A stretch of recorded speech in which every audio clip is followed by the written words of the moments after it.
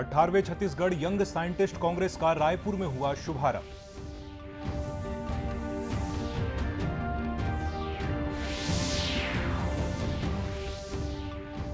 प्रदेश में आरक्षण को लेकर सुप्रीम कोर्ट के फैसले का भाजपा ने किया स्वागत।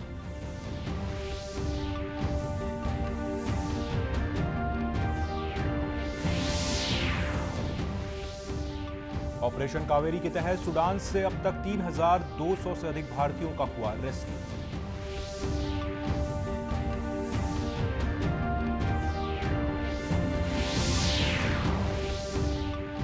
पश्चिमी विक्षोभ के प्रभाव से छत्तीसगढ़ के कई हिस्सों में हो रही बारिश।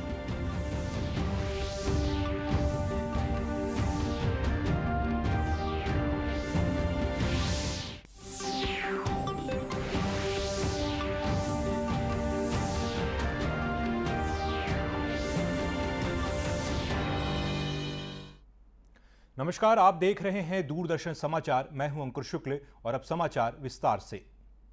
18वां छत्तीसगढ़ यंग साइंटिस्ट कांग्रेस 2023 का आज रायपुर में शुभारंभ हुआ। मुख्यमंत्री भूपेश बघेल ने इस कार्यक्रम का दीप प्रज्वलित कर शुभारंभ किया। इस कार्यक्रम में भाग लेने वाले युवा वैज्ञानिक और विज्ञान के विद्यार्थी यहां आए हुए हैं। शुभारंभ समारोह को संबोधित करते हुए मुख्यमंत्री ने कहा कि बिना वैज्ञानिक सोच के समाज आगे नहीं बढ़ सकता। उन्होंने कहा कि उनकी सरकार भी समस्या का वैज्ञानिक समाधान तलाश कर रास्ता निकालती है। नरवा गरवा घुरवा बारी भी वैज्ञानिक सोच के साथ साथ परंपरा को जीवित रखने की पहल है। इससे पर्यावरण संरक्षण तो होता ही है, साथ ही उद्योगों को भी मदद मिलती है और जीवन आसान हो जाता है। आज लोगों की जो आवश्यकता है, लोगों की समस्या है, और आज की समस्या को हम प्राचीन तौर तरीके से नहीं बल्कि आज के समय के हिसाब से उसका निराकरण सोचें। केवल धार्मिकता की बात नहीं होनी चाहिए बल्कि उसमें अर्थ भी जुड़ा होना चाहिए। अब गाय हमारी माता कह देने भर से बात नहीं होगी, बल्कि गाय के कारण से आज जो खुले में जो पशुधन घूम रहे हैं और उसके कारण से फसलों को नुकसान हो रहा है, रोड एक्सीडेंट हो रहे हैं और तमाम प्रकार के और गंदगी फैल रही है। यदि इससे निजात पाना है तो उसके लिए समाधान ढूंढना होगा, और उस समाधान की दिशा में हम लोगों ने प्रयास किया कि पूरे देश भर में या पूरी दुनिया में कहा जा सकता है कि छत्तीसगढ़ सरकार पहली सरकार है उस समस्या के समाधान में गोबर खरीदने का निर्णय लिया और 2 रुपये किलो में गोबर हमने खरीदा। केवल गोबर भर नहीं खरीद रहे हैं, गोबर से वर्मी कंपोस्ट बना रहे हैं, कार्बन को धरती में ले जाने का प्रयास, जो पराली जला रहे थे उसे गौठान में हम पहुंचा रहे हैं, उसको जला के कार्बन वातावरण में कार्बन हम पहुंचाने का काम नहीं कर रहे हैं बल्कि कार्बन को जमीन में मिलाने का काम कर रहे हैं। वेदों में भी यही कहा गया है कि जितना आप धरती से लेते हैं, प्रकृति जितना लेते हैं, इसको वापस करें। श्री बघेल ने कहा कि जो व्यक्ति सवाल नहीं करता और समाधान नहीं खोज पाता वह समाज में पीछे रह जाता है। उन्होंने कहा कि आज का युवा विज्ञान के युग में जीता है, इसलिए वैज्ञानिक सोच उसे सफलता के नए आयामों की ओर ले जाती है। भाजपा ने प्रदेश में आरक्षण को लेकर सुप्रीम कोर्ट के फैसले का स्वागत किया है। नेता प्रतिपक्ष नारायण चंदेल ने जांजगीर में पत्रकारों को संबोधित करते हुए कहा कि उनकी पार्टी सुप्रीम कोर्ट के फैसले का स्वागत करती है, क्योंकि वर्ष 2012 में जब भाजपा की सरकार थी तो 58% आरक्षण बिल को विधानसभा में पारित किया गया था। तब कांग्रेस सरकार हाई कोर्ट गई थी। उन्होंने कहा कि प्रदेश की सरकार आरक्षण नहीं देना चाहती, जिसके कारण सभी विभागों की भर्ती रुकी हुई थी। माननीय सर्वोच्च न्यायालय ने कल जो फैसला दिया है कि 58% आरक्षण छत्तीसगढ़ प्रदेश में लागू होगा, इसका हम स्वागत करते हैं। इसलिए स्वागत करते हैं कि ये आरक्षण को पारित वर्ष 2012 में छत्तीसगढ़ की विधानसभा में भारतीय जनता पार्टी की सरकार ने पारित किया था। इसके खिलाफ में कांग्रेस सरकार गई थी उच्च न्यायालय में, और उस उच्च न्यायालय ने, माननीय उच्च न्यायालय ने उसको खारिज किया था। लेकिन फिर से सर्वोच्च न्यायालय ने उसको सही ठहराया है, उसको न्याय उचित ठहराया है। अब 58% आरक्षण लागू होगा। आरक्षण के कारण इस छत्तीसगढ़ में अस्थिरता का वातावरण था। प्रदेश के लाखों बेरोजगार नौजवान जिनको रोजगार चाहिए, सभी विभागों में भर्तियां रुक गई थी, पीएससी की परीक्षाएं रद्द हो गई थी, नियुक्तियां रद्द हो गई थी और प्रमोशन रुका हुआ था। वहीं भाजपा के प्रदेश उपाध्यक्ष मधुसूदन यादव ने राजनांदगांव में प्रेस वार्ता में कहा कि भाजपा शासनकाल में लागू आदिवासियों के 32% आरक्षण पर कांग्रेसियों के द्वारा षड्यंत्र कर हाई कोर्ट में याचिका दायर कर अपात्र घोषित करवा दिया गया था, लेकिन कोर्ट ने उस आरक्षण संशोधन अधिनियम 2012 में स्थगन आदेश जारी कर दिया था। उन्होंने कहा कि प्रदेश में सभी रिक्त पदों पर शीघ्र भर्ती की जानी चाहिए। पहली मांग है कि जितने भी लगभग 22 परीक्षाओं का या फिर 22 विज्ञापन का जो नियुक्ति आदेश जारी करना है सरकार को, वो तत्काल जारी करे और सारे रिक्त पदों पर तत्काल भर्तियां करे, केवल बात ना करें और सभी बेरोजगारों को नौकरी मिल सके इसकी व्यवस्था करें। सुप्रीम कोर्ट के फैसले को भाजपा की वैचारिक जीत बताते हुए कहा कि संविधान से ऊपर कोई नहीं है। ऑपरेशन कावेरी के अंतर्गत सूडान से अब तक 3,200 से अधिक भारतीयों को निकाला जा चुका है। खार्तूम में भारतीय दूतावास ने बताया कि कल तक भारतीय नौसेना के जहाजों और भारतीय वायुसेना के 13 विमानों का उपयोग करके नागरिकों को निकाला गया है। खार्तूम और सूडान के अन्य स्थानों पर 15 अप्रैल से संघर्ष शुरू हुआ। सूडान से वापस आए एक गुजराती परिवार से दूरदर्शन समाचार ने बातचीत की। ऑपरेशन कावेरी के तहत लोगों का सूडान से सुरक्षित भारत पहुंचने की जो प्रक्रिया है वो जारी है। अभी एक फ्लाइट आई है सूडान से। मेरे साथ एक परिवार है जो गुजरात से आया है। इनकी बुजुर्ग माँ है, पत्नी है, छोटी बच्ची है और उनके पापा है। मैं कसाला से हूँ। सूडान में वो जो कसाला स्टेट है वहां से कसाला में हूँ। अभी हम लोग सब लोग सुरक्षित पहुंच गए। आप लोग जो न्यूज दे रहे हैं, देख रहे हैं, वो कसाला में कुछ नहीं है। कसाला में खाने पीने की चीज, ऑल ओवर लाइटिंग, पानी सब कुछ मिलता है पानी। लेकिन आप लोग जो न्यूज दे रहे हैं वो खर्टूम में है। खर्टूम में श्योर है, खर्टूम, ओमदुर्मान, नॉर्थ खर्टूम में, लेकिन कसाला में। अभी हम कसाला से इसलिए सब लोग घबरा गए कि आ जाओ आ जाओ आ जाओ, लेकिन कसाला में कुछ नहीं। अच्छा, ये बताइए कि आपको भारत सरकार के लिए क्या कहना है? भारत सरकार के लिए मुझे ये ऑपरेशन कावेरी है वो this is a best and Narendra Modi this is a best. Narendra Modi जिंदाबाद, वंदे मातरम, जय हिंद। एंड जो आपने आर्मी सरकार, आर्मी लोगों ने जो हमने पोर्सुदान से जिद्दा और जिद्दा से यहाँ मिला है, वो thank you very much. Narendra Modi का मैं खूब आभार व्यक्त करता हूँ। इनकी आंखों में आंसू आ गए हैं। बुजुर्ग माँ से बात करेंगे। मोदी जी के लिए क्या कहेंगे आप?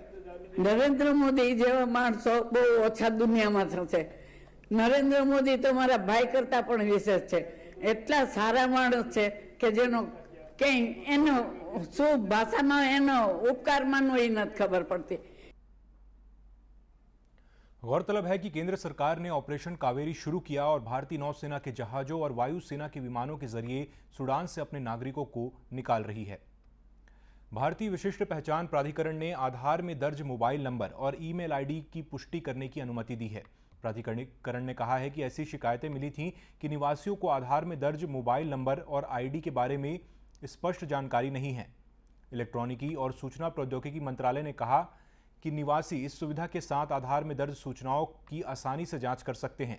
इस सुविधा का लाभ प्राधिकरण की आधिकारिक वेबसाइट के वेरीफाई ईमेल और मोबाइल नंबर अथवा एम आधार ऐप के जरिए उठाया जा सकता है। अगर संबद्ध मोबाइल नंबर आधार में दर्ज नहीं है तो उसे अपडेट किया जा सकता है। दक्षिण पूर्व मध्य रेलवे रायपुर रेल मंडल के द्वारा आधुनिकीकरण का कार्य किया जा रहा है। इसके मद्देनजर कुछ यात्री गाड़ियों का परिचालन आगामी 4 मई से 10 मई तक प्रभावित रहेगा। रायपुर रेल मंडल से मिली जानकारी के मुताबिक रायपुर आरवी ब्लॉक हट के बीच दूसरी रेल लाइन और रायपुर स्टेशन यार्ड का आधुनिकीकरण का कार्य किया जाएगा। इस दौरान Bilaspur Raipur MEMU special, Raipur Dongargarh MEMU special, Raipur MEMU special, Raipur Durg MEMU special 4 तारीख को रद्द रहेंगी। वहीं 5, 7, 8 और 10 मई को Raipur Durg MEMU special, Durg Raipur MEMU special रद्द की गई हैं। इसके अलावा आगामी 9 मई को भी इन्हीं गाड़ियों को रद्द किया गया है। गरियाबंद जिले में सुरक्षा बलों ने मुठभेड़ में एक इनामी नक्सली को मार गिराया है। गरियाबंद के जंगलों में कल सुरक्षा बलों के साथ माओवादियों की मुठभेड़ हुई। गरियाबंद पुलिस अधीक्षक अमित कामले ने बताया कि मुठभेड़ में 5 लाख रुपए के इनामी माओवादी की मौत हो गई है।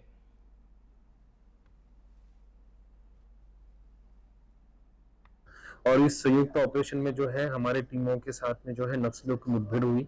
मुठभेड़ होने के बाद हमने जो सघनता से एरिया की सर्च किया तो हम लोगों को जो है एक नक्सली डेड बॉडी हमको मिली है, जिसका आइडेंटिफिकेशन जो है नंदलाल, जो एसीएम है, डिप्टी कमांडर उदंती एलओएस है, और वो 5 लाख का इनामी नक्सली है, इस रूप में किया गया। और उसके पास में जो है नक्सली दैनंदिन उपयोग में लाने वाली सामग्री और एक 303 राइफल हम लोगों को उससे बरामद हुई है।